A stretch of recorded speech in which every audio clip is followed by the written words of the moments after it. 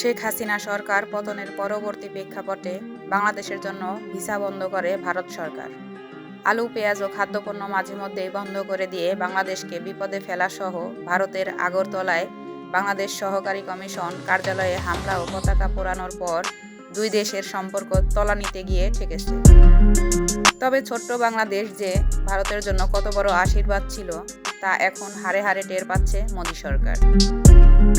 যেমন ভারত ভিসা বন্ধ করার পর বাংলাদেশের পর্যটকের জন্য ফি করে পাকিস্তান, আর তাতে পাকিস্তান যেতে হুমড়ি খেয়ে পড়ে বাংলাদেশি পর্যটকরা। এরপর তো রীতিমতো খেলা শুরু। ভারতকে ব্র্যান্ড উইথ ট্রানজিট দেওয়া বন্ধ করলো বাংলাদেশ। ভারতীয়দের জন্য ভিসাও বন্ধ করা হয়। ভারতের বিকল্প দেশ চীন, পাকিস্তান ও আফগানিস্তান থেকে আলু, পেঁয়াজ ও চিনি আমদানি শুরু হয়।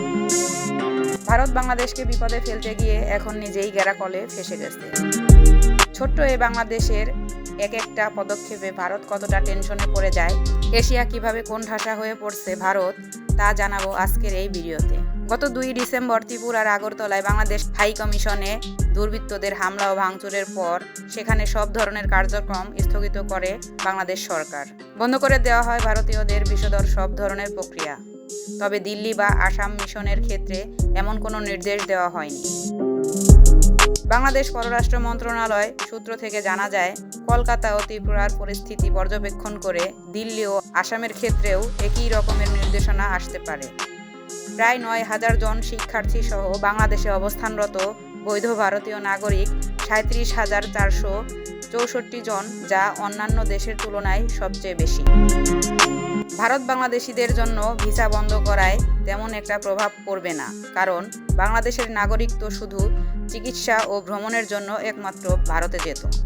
বরং ভারত ভিসা বন্ধ করতে বিপুল পরিমাণ অর্থ দেশেই থেকে যাবে, আর চাঙ্গা হবে বাংলাদেশের অর্থনীতি। কিন্তু এই বিপুল পরিমাণ ভারতীয় অধিবাসীরা বাংলাদেশ থেকে $5 মিলিয়ন উপার্জন করে ভারতে পাঠাতো। এখন বাংলাদেশ যদি পুরোপুরি ভিসা বন্ধ করে দেয়, তাহলে ভারতের অর্থনীতি দুর্বল হয়ে যাবে, তাতে কোনো সন্দেহ নেই। বাংলাদেশের আরেক সিদ্ধান্তে গভীর টেনশনে ভারত। ভারতকে ব্র্যান্ড উইথ ট্রানজিট দেবে না বাংলাদেশ।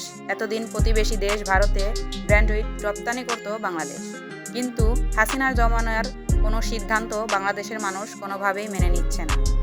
এবার কোপ পড়ল ব্র্যান্ড উইথ ট্রানজিটে। ভারতের উত্তর পূর্বের রাজ্যগুলোতে ইন্টারনেট সংযোগ শক্তিশালী করতে বাংলাদেশের ভূখণ্ড ব্যবহার করে ব্র্যান্ড উইথ ট্রানজিটের আবেদন করেছিল কেন্দ্র, কিন্তু সেই প্রস্তাব নাকচ করে দিয়েছে বিটিআরসি তথা বাংলাদেশ টেলিকমিউনিকেশন রেগুলেটরি কমিশন। এখন বাংলাদেশ ট্রানজিট না দেওয়ায় ভারতের উত্তর পূর্বাঞ্চলের 7 রাজ্যে দ্রুতগতির ইন্টারনেট থেকে বঞ্চিত হচ্ছে। শুধু তাই নয়, ভারতের $45 বিলিয়ন ব্র্যান্ড উইথ বাজারে ধস নামতে চলেছে। এবার নজর দেওয়া যাক বাণিজ্যের দিকে। ভারতের সাথে সম্পর্ক টানাপোড়েনের জেরে ভোগ্যপণ্য আমদানিতে তৃতীয় দেশের দিকে নজর দিয়েছেন বাংলাদেশের আমদানিকারকরা। সংশ্লিষ্টরা বলছেন, পেঁয়াজ, চিনি, চাল, গম ও ডাল সহ প্রয়োজনীয় ভোগ্যপণ্য চীন, পাকিস্তান ও আফগানিস্তান থেকে আমদানিতে পরিবর্তন করছেন রফতানিকারক ভারত দেশকে।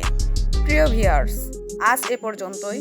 শুরু থেকে শেষ পর্যন্ত চেষ্টা করেছি বাংলাদেশ ভারত সম্পর্কের সর্বশেষ ও সঠিক তথ্য উপস্থাপন করতে। কোথাও কোনো তথ্যগত ভুল কিংবা আপনার পরামর্শ থেকে থাকলে তা কমেন্ট করে জানাতে পারেন। আল্লাহ হাফেজ।